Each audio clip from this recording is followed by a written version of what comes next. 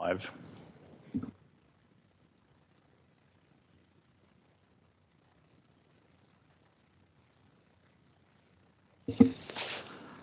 Good afternoon, everyone. Welcome to Kempsey Shire Council's public forum for the 20th of May 2024. The purpose of the public forum is to allow members of the public to express their views on particular items on tomorrow's Council's meeting agenda. My fellow councillors and I welcome and thank today's presenters for taking the time and effort to be here. I remind all people attending this meeting that it is being broadcast on the internet with audio and vision on YouTube. Recording of the meeting is available on the internet and is required to be available for 12 months. Private recordings, including taking photographs by members of the public gallery, are not allowed. This ruling is to maintain the integrity of the meeting proceedings. Please ensure all devices like mobile phones are on silent mode. To make sure. On behalf of the Council, I welcome all people to the public gallery and observing live on the internet to this public forum. I acknowledge that this meeting is on Dunghutti land. We pay respects to elders, past and present. We also welcome any other Aboriginal or Torres Strait Islander people with us. I now call for any conflicts of interest declarations from councillors or staff. There being none, I'll move on. Attending the public forum are councillors Simon Ferguson and myself here in the chamber. Online with Councillor Kerry Riddington and Deputy Mayor, Councillor Arthur Bain, and that's all at this time. We're hoping to have some more join us later. Council staff in attendance are Mr. Craig Milburn, General Manager, Mr. Michael Jackson, Director of Operations and Planning, Mr. Andrew Miller, sorry, I thought your second name, Acting Director of Utilities, Mr. Steve Mitchell, Director of Corporate and Commercial, Mr. Daniel Thorogood, Group Manager Governance and Information Services.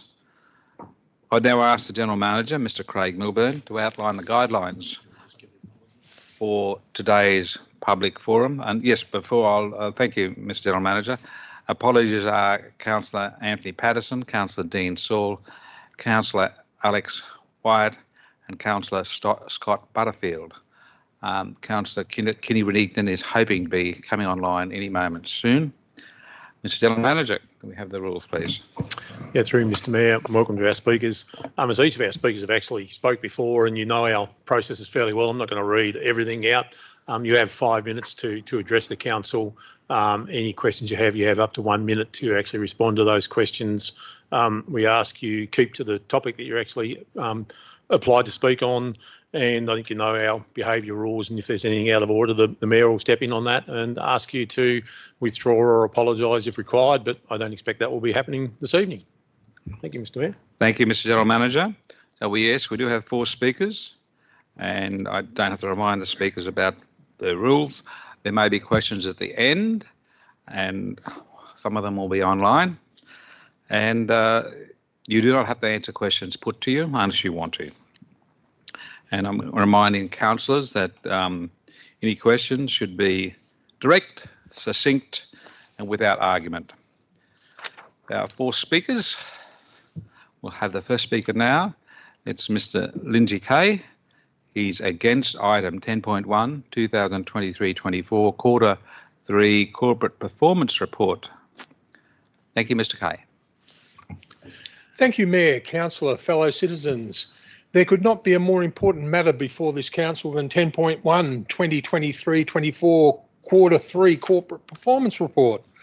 It marks, one can only hope, the end of the old ways, ways that cannot continue, ways that have been called into question by the highly conditional IPART SRV decision, FSP2 and FSP7, marked as complete, is in itself a measure of how wrong this document is. How FSP 8 can be listed as complete when the key position in financial risk management remains vacant puts into question the judgment of the authors. The IPART determination effectively states that the rate income credit card is maxed out. This means actual fiscal innovation must now be performed. We are no longer living in a shire who can live large on expensive boondoggles, and they must stop immediately. And until actual fiscal stability has been achieved. The current council staff have my deepest sympathy. You have been given a hospital pass. There are heartening signs that the corporate ship has started to turn. The hard work that has led to that is warmly applauded. Where are we headed? If the long-term financial plan and the IPART determinations are to be followed to a successful conclusion, then we must cease all future borrowings. We must pay down all existing debt. This means abandoning all non-essential spending. The Slim Dusty Centre, defer all current works indefinitely. The Five Headlands Walk, no further works or expenditure. Review all other current and proposed works with a view to terminating funding. Adjust service levels to fit available funding. Review all business plans and cases with an eye towards reversing previous outsourcing arrangements. If there are profits to be made, let them be enjoyed by the ratepayers, not private enterprise. Publish business cases so that the financial details are known to the ratepayers. Move to abolish consultancies where possible. These funds should be used to develop council staff, eventually eliminating the need for some expensive consultancies. Proper performance evaluations. There are some areas where performance falls vastly short of, and I quote, delivering best value to our community. There are staff members and Shire residents falling over themselves to inform on areas of egregious council waste and a toxic workplace. This is not the picture being painted by management. The trumpet has sounded. Change must come. There is a new project management team. I hope that they can fix the current critical path analysis management deficiencies, because without this, we are lost. The KPI report shows several areas where, even by Kempsey Shire Council's generous margins, change is urgently needed. 4, our governments, once again, filling the job in financial management needs to be made a much more significant priority.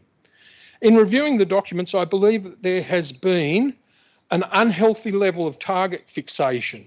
While the regulatory and bureaucratic requirements are vitally important considerations, they are neither the means nor the ends. The important considerations that are currently being overlooked are those of the community that is supposed to be being served. The overall view of the community can be best characterised as they don't listen. It is time to change the relationship. I see a community that has been let down by and marginalised by the previous regimes. This is a community which demonstrably contains the knowledge and expertise needed to fix the huge steaming pile we now have before us. That is what most needs to be utilised, and that is the only road forward. I recommend that all further plans and reports address this and begin to bring the community along. May this be the last of these sort of disconnected quarters. And I would encourage all of the councillors to vote against using any of the SRV rate increases allowed and get used to the idea that we have to live within our means. Thank you very much. Thank you, Mr. Kay. We may have some questions. Mr. Councillor Ferguson, please. I do have one question for you. Thank you very much for your presentation. You mentioned there like terminating and not using loan money and borrowed money.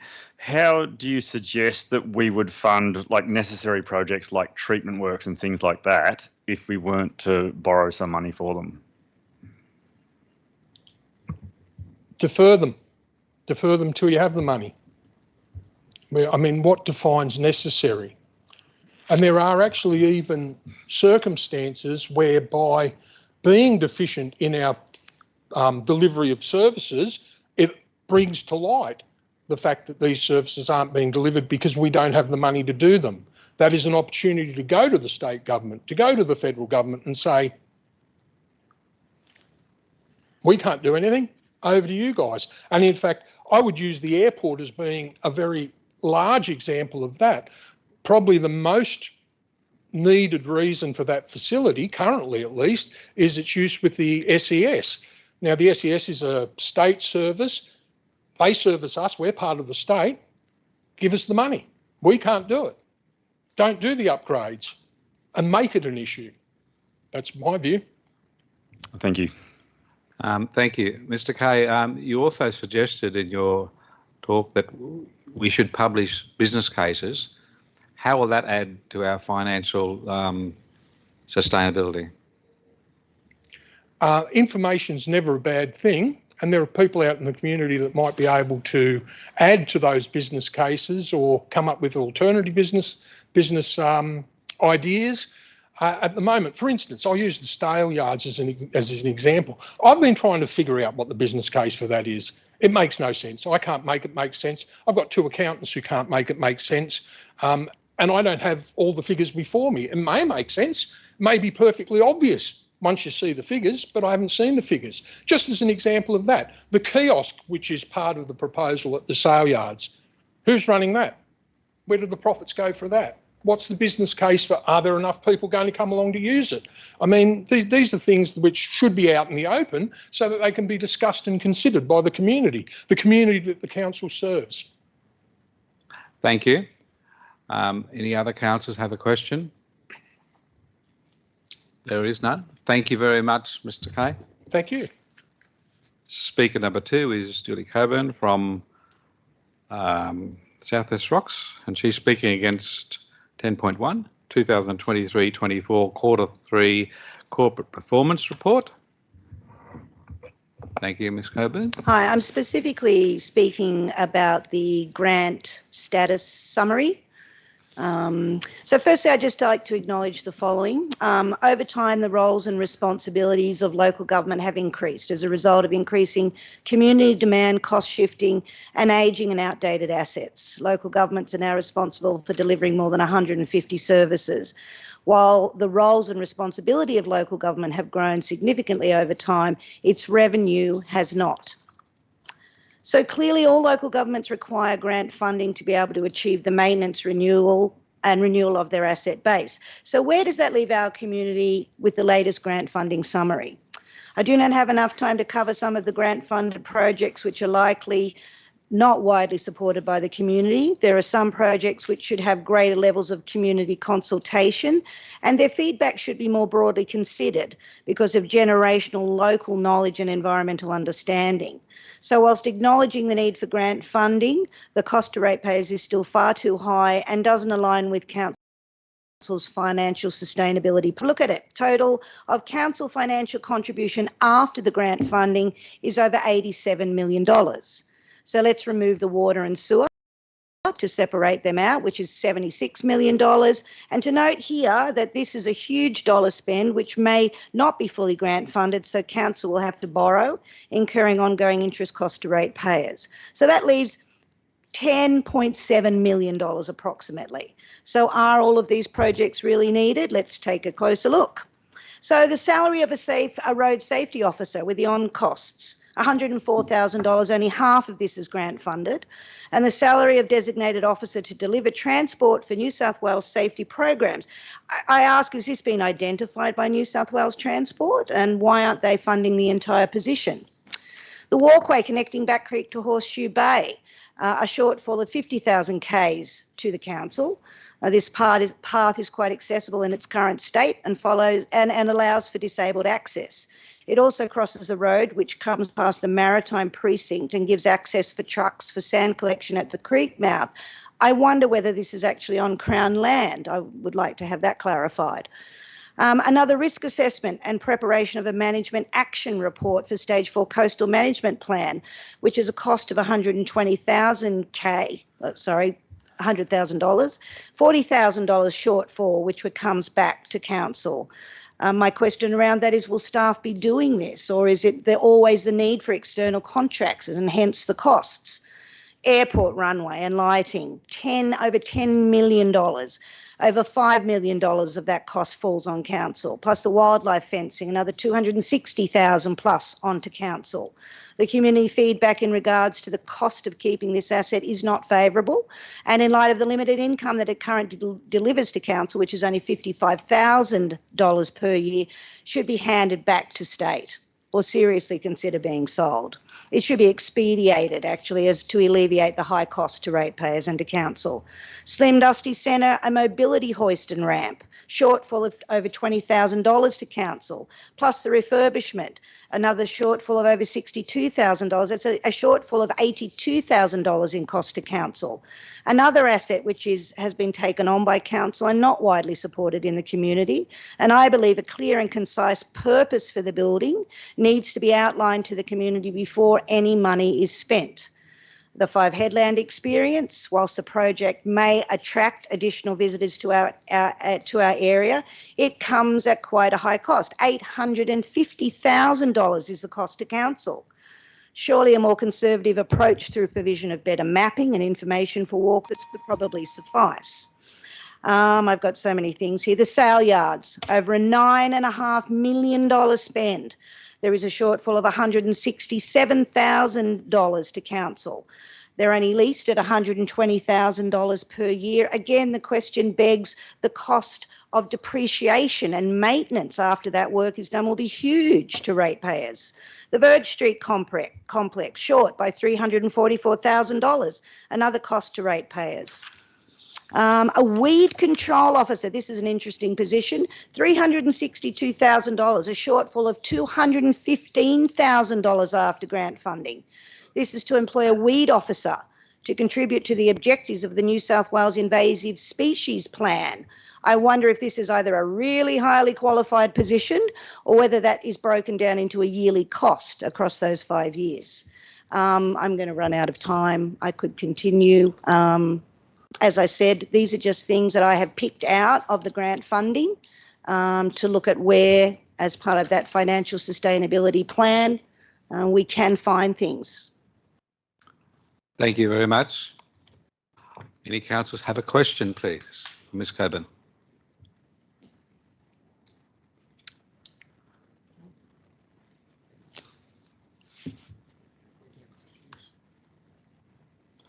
No. I'll have a quick question. Sure. Do you understand that some of those grants are dependent on council making a co-contribution? I'm not completely across, and I have looked at some of them, and I can see that some represent 2/3 of the total cost grant funded, and the rest obviously equals almost exactly 1/3. So I'm assuming that there must be some co-contribution. I guess the focus and the point of what I was looking at was, in light of the need for financial sustainability, whether some of these things really are necessary in light of the financial position that we're currently in. And of course, as a ratepayer, whether or not savings can be made so that ratepayers won't have to pay higher amounts in their yearly rates. That's my focus. Okay. Thank you very much. Any other questions? If not, thank you very much for your presentation. Your light was on. Sorry, Councillor Ferguson. I put it on at last minute, so apologies for that. Thank you very much. You're obviously aware that most of those things you've mentioned, like services like airport and sale yards, are a service to the community, not necessarily something we're getting money back from. You're aware of that? Yep. Yes, I am, and I realise that things like the airport, many airports were handed over by state government in the 70s. I just wonder, in light of today's climate, we are only making $55,000 K return for enormous expense. As I said, the grant funding doesn't cover nearly much of that cost. I believe it should be handed back to the state government, as many regional airports should. You know, there's many local councils that are in exactly the same position, and I think it's something that really should be looked at. And state government needs to realise that local government can't afford these things. We can't afford it. And similar with the sale yards, like I come from a rural background, as you know, so there's huge support for that. Chipping in a small amount of, when I say small, it's still significant, on a $9.5 million improvement has got huge support. Are you saying that you don't necessarily support our contribution towards getting that improvement at the sale yards? My question is around the ongoing cost that will fall back onto the ratepayers. I haven't seen the business plan for that. I have no idea about how that has landed on the ground. That's a huge, huge expense. Nearly $10 million is a very large spend. So clearly there's a lot of work that needs to be done there. If there is, as Lindsay pointed out, if there's a really, really sound business plan behind that, which will have a dynamic influence on this area for farmers, then absolutely the community would support it. But in the way it's currently presented to ratepayers, I see it as being the creation of another very, very expensive asset, which will depreciate and will have ongoing maintenance costs. So I guess it's weighing one thing up against the other. Thank you. That's the end of that. Now, just before you go, Ms. Caver, I congratulate you on your presentation, but the state didn't hand us the airport. The Commonwealth Government did. Oh, apologies. If you want to have a fun read, you can read the deed. I can give it to you if you like. When they deeded it over, we'd love to deed it back, but I don't think they will take it. But thank you. Well, I encourage you to do that.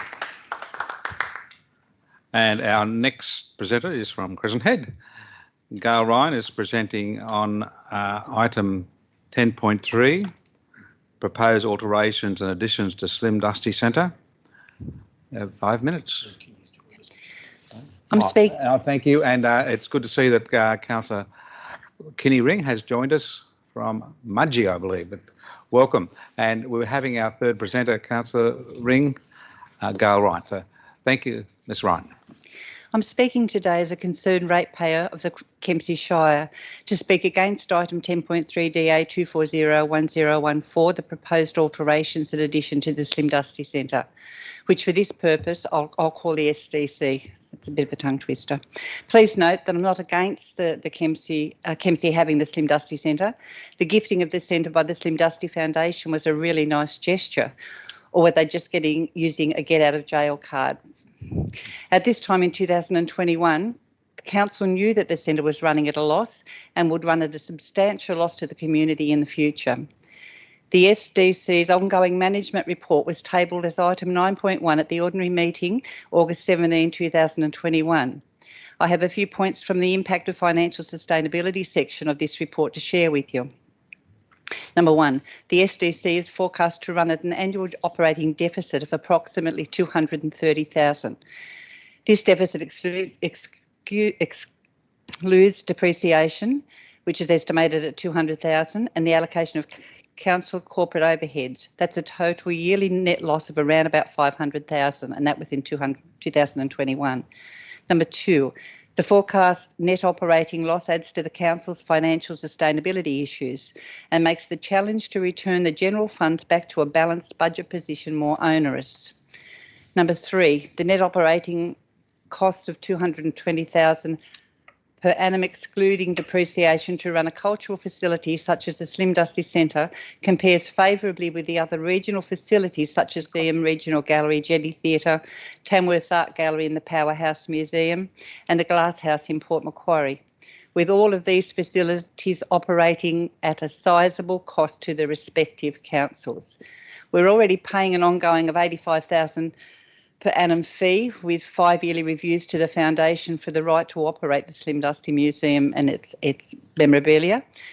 Council will have to purchase the parcel of freehold land at the front of the centre that the access roads pass through from the SDF for an agreed time in the future. The SDF purchased this land in 2006 for $440,000 plus stamp duty. Properties prices have gone up. How much will the purchase of this land cost Kempsey Council and where will the money come from? Council states that the alterations and additions will probably take place in 3 stages. Is this $186,000 grant and the $62,000 from general fund money for all of these stages, or just for stage 1? And will there be any more expenses coming up with stages 2 and stages 3? All discussions and decisions for the SDC seem to have been made through COVID, a time when there was no public forums, no public council meetings, only agendas, minutes and live streamings. And as discussed many times before with the council, not everybody in the Shire has luxury of a computer. Unfortunately, the number of submissions to council during the submission period in 21 was nil, probably for the above reasons. So no, we don't necessarily agree with what council was doing, no. We didn't not care what council was planning. We just didn't know what was going on. And to be quite truthful, we all had more important things going on in our minds. Wind it forward to 2024 public exhibition of the SDC documents, same story. Although this time it wasn't COVID, it was the council's SRV that distracted people. Once again, nil submissions. Say no more. Item 10.3 should definitely not be passed by exception. Actually, it shouldn't be passed at all. Not until council and councillors have had a chance to relook at all costings for the SDC and how this will affect council budget and the ratepayers for years to come. Did you not just tell us through the SRV process that council don't have any surplus funds and we, the ratepayers, are going to have to take second best on a lot of our services? Maybe council should revisit the IPART document. My father was a coal miner and I learned at a young age what a budget was and how to live within my means. Over the years, I've been thankful for my parents' teachings. They are: 1, don't overspend. 2, don't borrow any money that you can't pay back quickly. Better still, don't borrow at all. 3, don't live beyond your means. 4, and more importantly for me, is it a want or is it a need? Council, please rethink your spending, rethink your wants and your needs. Leave Slim Dusty Centre as it is until we can afford the upgrades.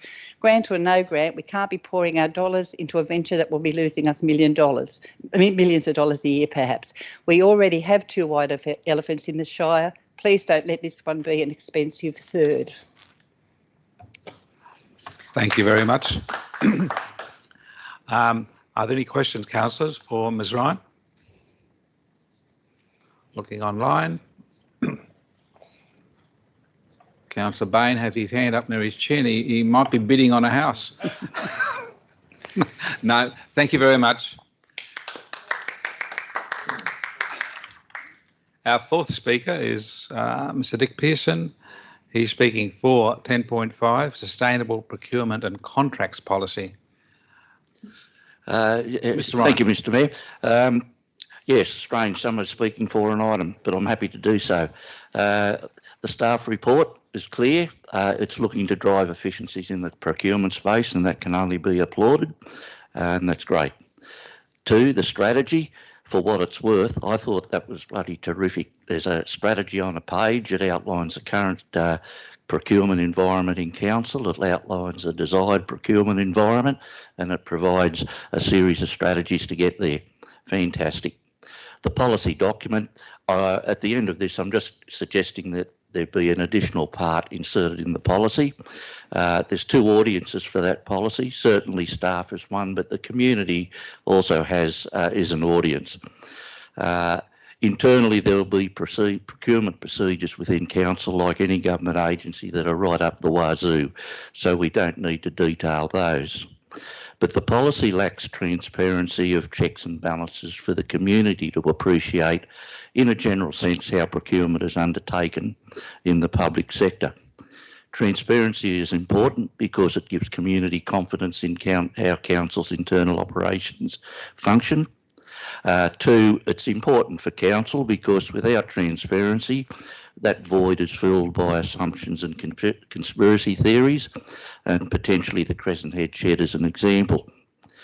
My recommendation is, according to the handout that provided, that an additional part be inserted into the policy document, not to provide detailed procedures, but to outline the checks and balances that apply to each of those spend bands. So I recommend those to you. That That handout I provided is just my perception of how such a procedure, checks and balances, might look. I draw your attention to the over $250,000 band. That's pretty common knowledge that it involves setting evaluation criteria, tender panels, all that sort of thing. But the previous two bands don't have any sort of indication of even what the difference between calling for 3 quotes and request for quotes mean. I don't know, but I think it'd benefit council and the community if that was explained to some degree. Specifically, I'd strongly recommend that 2 things. One, the word simple be removed from the 150 to 250 band in the column called method, I think, from memory. Such a qualifier actually devalues the caution needed for such large expenditures. So just remove the word simple. Secondly, I would strongly suggest in the other band that you retain must be conducted rather than should be considered. That leaves a very grey area. If self-regulation and in fact policy alone really had benefit, Moses would have come off the mount with the 10 guidelines. Thank you. Thank you. Thank you, Mr. Pearson. Do we have any questions on his suggestions for changes? No questions online? Councillor Ferguson, no? Thank you very much. Again, thank you, presenters, for being here today and presenting. You all contributed a lot to my thinking. I presume the other councillors as well, and that's the purpose of the public forum. We'll see what happens in tomorrow's meeting about each of those items, but thank you very much for being here. And I'll close that with the suggestion that if you can, I'll be heading out to the crime forum at South West Rocks now, so I'll be a bit late, but I'll be there. So excellent. Thank you all very much. Thank you. Thank you, Councillor Riddington. And Mr. General Manager, nothing further? Look, nothing with me. I think Councillor Riddington's heading to the crime thing as well.